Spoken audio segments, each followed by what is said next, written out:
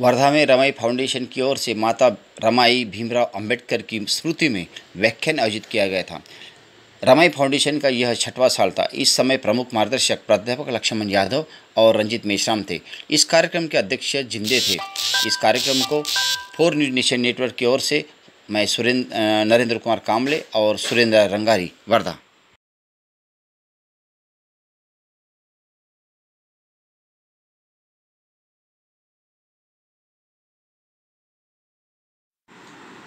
Ramai foundation का यह कार्यक्रम हर साल वर्धा में आयोजित किया जाता है। क्या बहरा हुआ खुदाए, पाथर पूजे हर मिले, तो मैं पूजूं पहाड़, ताते ये चाकी भली, पीस खाए संसार, अरे इन दोन राह न पाई, हिंदुन की हिंदुआई देखी, तुर्कन की तुर्काई, अरे इन दोन राह न पाई। ये हमारी विरासत है। उन्होंने लिखा कि मोको कहां ढूंढे रे बंदे, मैं तो तेरे पास में, ना मैं मंदिर, ना मैं मस्जिद, ना काबे कैलाश में, ना मैं जप में, ना मैं तप में, ना मैं व्रत उपवास में, खोजी हो तो तुरते मिले हो पल भर की तलाश में। कहे कबीर सुनो भाई साधो, सब तो है विश्वास में। उस कबीर की विरासत के लोगों को आज मानसिक रूप से गुलाम बनाया जाए, मंदिर मस्जिद के नाम पर उन्हें लड़ाया जा रहा, भारत के संविधान को तार तार किया जा रहा। तू कहता कागज की लेखी, मैं कहता आंखन की देखी, मैं चाहता सुलझावन हारी, तू देता उलझाई रे, मेरा तेरा मनवा कैसे एक होई रे। ये लिखा था हमारे पुरखे कबीर ने।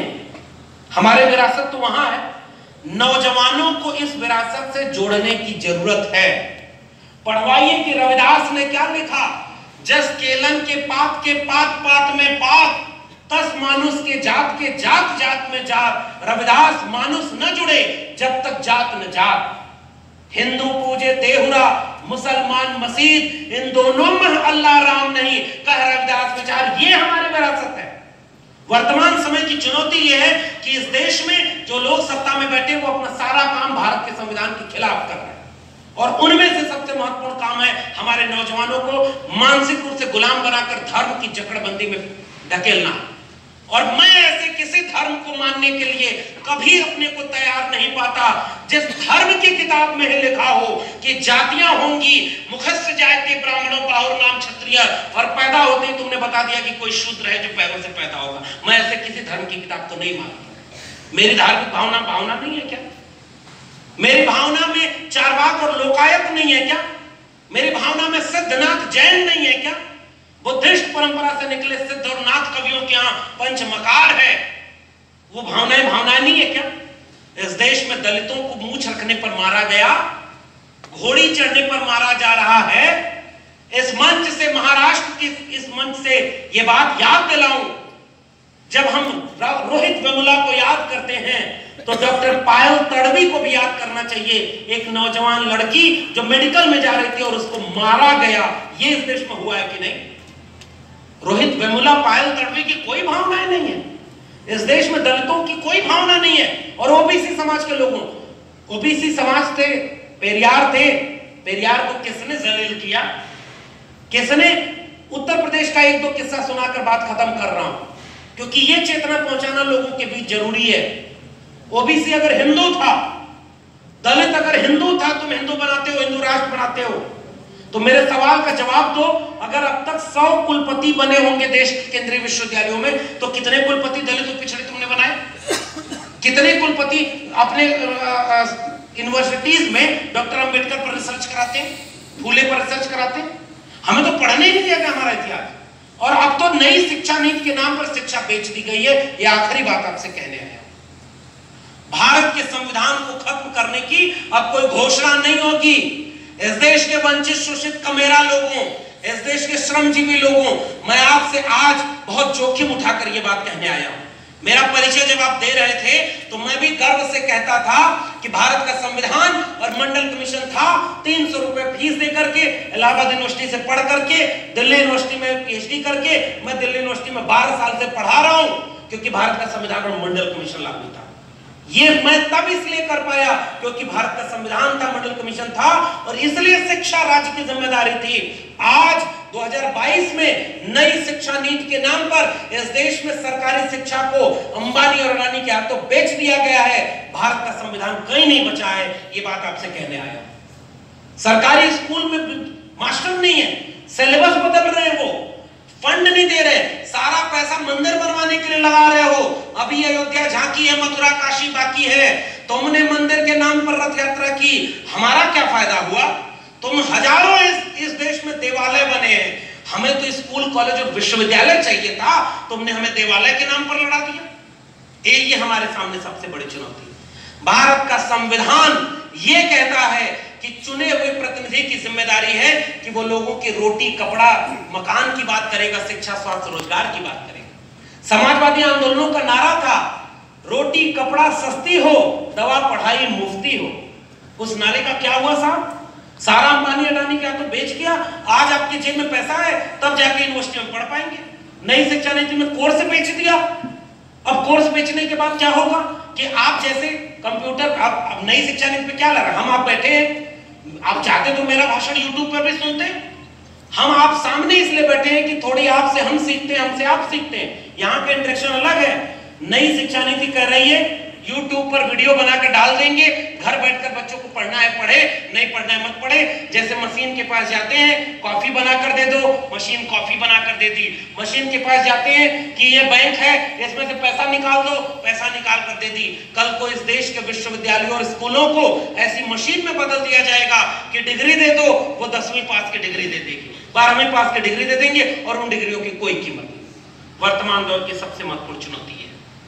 जाकर देखिए इस देश के विश्वविद्यालयों में ये नागपुर के लोग हाफ पैंट वाले, जो अब बहुत दिन बाद उन्हें समझ में आया कि फुल पैंट पहनना चाहिए, बहुत दिन लग गया उनको ये बात समझने। अपना सारा एका बनाते हो, हिटलर को अपना वारिस मानते, गोडसे गोलवलकर हेडगवार को वारिस मानते और दिन रात हिंदू हिंदू करते हैं। अरे 15% अपर कास्ट के लोगों, बताओ इस देश के 100 केंद्रीय विश्वविद्यालयों में से कितने दलित पिछड़े आदिवासियों को कुलपति बनाया, सुप्रीम कोर्ट का जज बनाया, वकील डॉक्टर इंजीनियर बनाया। तुमने इस देश में उद्योगपति किसको बनने दिया? 15% लोग, 10% लोग सब कुछ पर कब्जा किए हुए और 90% लोग सब कुछ को छीना जा रहा है। और उस देश में कहते हो हिंदू खतरे में हो। राष्ट्रपति हिंदू, प्रधानमंत्री हिंदू, सबसे ज्यादा मुख्यमंत्री हिंदू, सांसद विधायक सबसे ज्यादा हिंदू, और फिर भी तुम हिंदुओं को खतरे में बताते हो। इस देश में खतरे में हिंदू नहीं, हिंदू राष्ट्र नहीं, हिंदू धर्म नहीं, अगर खतरे में है तो भारत का संविधान खतरे में है और हमारे आपके बच्चों का भविष्य खतरे में है। यही अपनी बात को खत्म करते हुए मैं एक अपील करके जा रहा हूं। वक्त काफी हो गया। मैं केवल एक बात सोचता हूं साहब, हमें तो विरासत में ये सारी चीजें मिली। ऐसे जब पत्रकार साहब बोल रहे थे मैं इनकी बातें कम समझ पा रहा था, लेकिन इतना जरूर समझ रहा था कि इनको आप घंटों सुन सकते हैं या आपको उद्वेलित कर सकते हैं। आप में से तमाम लोग, जितनी मेरी उम्र नहीं होगी उससे ज्यादा अनुभव यहाँ के लोगों ने संघर्षों में बिताया होगा, इसलिए मैंने कोई बात ऐसी नहीं बोली जो आपको नहीं आज पता होगा। मैं तो केवल आपसे हिम्मत लेने आया हूं साहब, और यही सवाल खुद से करने आया हूं कि हमें तो विरासत में ये सब मिला था ना, भारत का संविधान मिला था, शिक्षा मिली थी, उस पर पढ़कर यहां तक आए, सेलिब्रेट कर रहे हैं अपने अतीत और जड़ों को। हम अपने आने वाली पीढ़ियों को विरासत में क्या छोड़कर जाएंगे, ये चिंता हमारी होनी चाहिए। हम क्या उनको विरासत में ये छोड़कर जाएंगे कि मंदिर मस्जिद के नाम पर लड़ाई हो? स्कूल कॉलेज हमारे सामने बर्बाद हो रहे हैं, भारत का संविधान कहां बचा है? आरक्षण 2 जगह लागू हुआ है, सरकारी शिक्षा और सरकारी नौकरी में। सरकारी शिक्षा को नई शिक्षा नीति से बेच दिया प्राइवेट हाथों में, सरकारी नौकरी को बेच दिया प्राइवेट हाथों में। आपका आरक्षण खत्म हो गया कि नहीं हो गया? आरक्षण खत्म होने की कोई घोषणा होगी क्या? नहीं होगी साहब। एक बार घोषणा की थी उन्होंने, 2 अप्रैल का भारत बंद आपने कर दिया था, वो डरते हैं आपसे। 5 मार्च का भारत बंद आपने 13 पॉइंट रोस्टर पर कर दिया था। 56 इंच का सीना बताने वाले लोगों ने 2 बार पिछली बार झुका। पहला बार SC state atrocity prevention act पर, दूसरी बार 13 पॉइंट रोस्टर पर। इस देश के 90% वंचित शोषितों ने उन्हें झुकाया है, इसलिए वो आपसे सीधे नहीं लड़ेंगे, वो आपके पुरखों की मूर्तियां बनाएंगे। डॉक्टर अंबेडकर की बड़ी सी मूर्ति बनाकर उसकी पूजा करेंगे, RSS की शाखाओं में अंबेडकर की बात करेंगे। हम आप खुश हो जाएंगे कि वो भी अंबेडकर की बात कर रहे हैं, लेकिन पीछे से सरकारी शिक्षा को बेच देंगे, सरकारी नौकरी बेच देंगे, भारत का संविधान टुकड़े टुकड़े कर देंगे। और कौन दोषी है इस देश में? अगर मैं बात कर रहा हूं, मेरे प्रोफेसर हनी बाबू दिल्ली विश्वविद्यालय की जेल में है, प्रोफेसर आनंद तेलतुंबड़े जो इतने बड़े विचारक थे, बाबा साहब की रिश्तेदारी में आते, 2 साल से ज्यादा हो गया जेल में साहब। और आप इस देश में भारत का संविधान दिल्ली में जला दीजिए, आपको जेल में कोई नहीं डालेगा। इस देश में धर्म संसद करिए और उसमें केवल मुसलमानों को गाली दीजिए, संविधान की धज्जे उड़ाइए, आपको कोई जेल में नहीं डालेगा। इस देश में भगवा रंग का संविधान बनाकर पेश करिए, रोज आप कोई ना कोई गैर संवैधानिक बात करिए, कोई आपको जेल में नहीं डालेगा। लेकिन बाबा साहब की मूर्ति को भी पूजिए, आपको कोई उनसे खतरा नहीं है। खतरा हमसे आपसे है जो बाबा साहब के विचारों को पूजते हैं, विचारों को, किताबों को आगे ले जाना चाह रहे हैं, उनसे वो डरते हैं। इसलिए हमारे सामने बहुत बड़ी चुनौती है। वो चुनौती ये है कि अगर हम बहुजनों को इस चुनौती से, शिक्षा को बचा नहीं पाए, शिक्षा और रोजगार को हम नहीं दे पाए, तो हम अंततः कुछ भी हासिल नहीं कर पाएंगे। जो हमें मिला वो गंवा देंगे। बाबा साहब ने कहा था, बड़ी मुश्किल से ये कारवा यहां तक लाया हूं, इसे पीछे मत जाने देना, आगे ले जाना, और आगे न ले जाओ तो वहीं छोड़ देना। सच सच बताइए, वो कारवा मीलों पीछे जा रहा है कि नहीं? हम भ्रम में न रहे साहब, वो चला जा चुका है, शिक्षा रोजगार नहीं है। इसलिए महिलाओं की मुक्ति, इस मुल्क के कमेरा लोगों की मुक्ति, 90% लोगों की मुक्ति शिक्षा में है, रोजगार में है, भारत के संविधान में है। ऐसे आयोजनों को और करने की जरूरत है, और घर घर चल के पहचानने की जरूरत है। एक गुजारिश कि किताबें बांटिए, फूल माला पर पैसा कम खर्च करिए, इस पर 10 रुपए की किताब लोगों को भेंट करिए, वो किताब लोगों तक जाएगी, क्रांति होगी। ये फूल माला तो सूख जाते हैं साहब, किताबें हमेशा हरी रहती हैं। उन्हीं किताबों से हमें ताकत मिलती है जो बाबा साहब ने लिखा। महिलाओं की मुक्ति की बात, उसके बिना सामाजिक, मेरी बात सामाजिक न्याय का मतलब आर्थिक न्याय है, सामाजिक न्याय का मतलब लैंगिक न्याय है। और आज रमाई महोत्सव और रमाई फाउंडेशन में जो आपने यहां पर ये आयोजन किया, मुझे लगता है कि महिलाओं वाले एस्पेक्ट से हम अपनी बात को जरूर समझेंगे। आखिरी में कविता पढ़कर अपनी बात खत्म कर रहा हूं। रमाशंकर यादव विद्रोही ने एक कविता लिखी है, कुछ औरतों ने अपनी इच्छा से कूद कर जान दी थी, ऐसा पुलिस के रिकॉर्ड में दर्ज है। और कुछ औरतें अपनी इच्छा से चिता में जलकर मरी थीं, ऐसा धर्म की किताबों में लिखा हुआ है। मैं कवि हूं, करता हूं, क्या जल्दी है। मैं एक दिन पुलिस और पुरोहित दोनों को एक साथ औरतों की अदालत में तलब करूंगा और बीच की सारी अदालतों को मनसूख कर दूंगा। मैं उन दावों को भी मनसूख कर दूंगा जो श्रीमानों ने औरतों और बच्चों के खिलाफ पेश किए।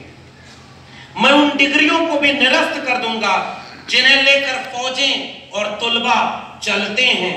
मैं उन वसीयतों को खारिज कर दूंगा जो दुर्बलों ने भुजबलों के नाम की होंगी। मैं उन औरतों को जो अपनी इच्छा से कुएं में कूदकर और चिता में जलकर मरी हैं, फिर से जिंदा करूंगा और उनके बयानात दोबारा कलमबद्ध करूंगा। कि कहीं कुछ छूट तो नहीं गया, कि कहीं कुछ बाकी तो नहीं रह गया, कि कहीं कोई भूल तो नहीं हुई, क्योंकि मैं उस औरत के बारे में जानता हूं, क्योंकि मैं उस औरत के बारे में जानता हूं जो अपने 7 बित्ते की देह को 1 बित्ते के आंगन में ता जिंदगी समोई रही और कभी बाहर तक झांका तक नहीं। और जब बाहर निकली तो वह कहीं उसकी एक लाश थी, वह लाश निकली जो खुले में पसर गई मां और मेदनी की तरह। औरत की लाश धरती माता की तरह होती है जो खुले में फैल जाती है, थानों से लेकर अदालतों तक। मैं देख रहा हूं कि जुल्म के सारे सबूतों को मिटाया जा रहा है। चंदन चर्चित मस्तक को उठाए हुए पुरोहित और तमंचों से लैस सेना फुलाए हुए सिपाही महाराज के जय बोल रहे हैं। वे महाराज जो मर चुके हैं, वे महाराज जो मर चुके हैं, महारानियां जो अपने सती होने का इंतजाम कर रही हैं। और जब महारानियां नहीं रहेंगी तो नौकरानियां क्या करेंगी, इसलिए वे भी तैयारियां कर रही हैं। मुझे महारानियों से ज्यादा चिंता नौकरानियों की होती है जिनके पति जिंदा हैं और रो रहे हैं। मुझे महारानियों से ज्यादा चिंता नौकरानियों की होती है जिनके पति जिंदा हैं और रो रहे हैं। कितना खराब लगता है एक औरत को अपने रोते हुए पति को छोड़कर मरना, जबकि मर्दों को रोती हुई स्त्री को मारना भी बुरा नहीं लगता। औरतें रोती जाती हैं, मर्द मारते जाते हैं, औरतें रोती हैं, मर्द और मारते हैं, औरतें खूब जोर से रोती हैं, मर्द इतनी जोर से मारते हैं कि वे मर जाती हैं। इतिहास में वह पहली औरत कौन थी जिसे सबसे पहले जलाया गया, मैं नहीं जानता, लेकिन जो भी रही होगी मेरी मां रही होगी। मेरी चिंता यह है कि भविष्य में वह आखिरी स्त्री कौन होगी जिसे सबसे अंत में जलाया जाएगा, मैं नहीं जानता, लेकिन जो भी होगी मेरी बेटी होगी और मैं यह होने नहीं दूंगा। जय भीम, जय मंडल, जय संविधान।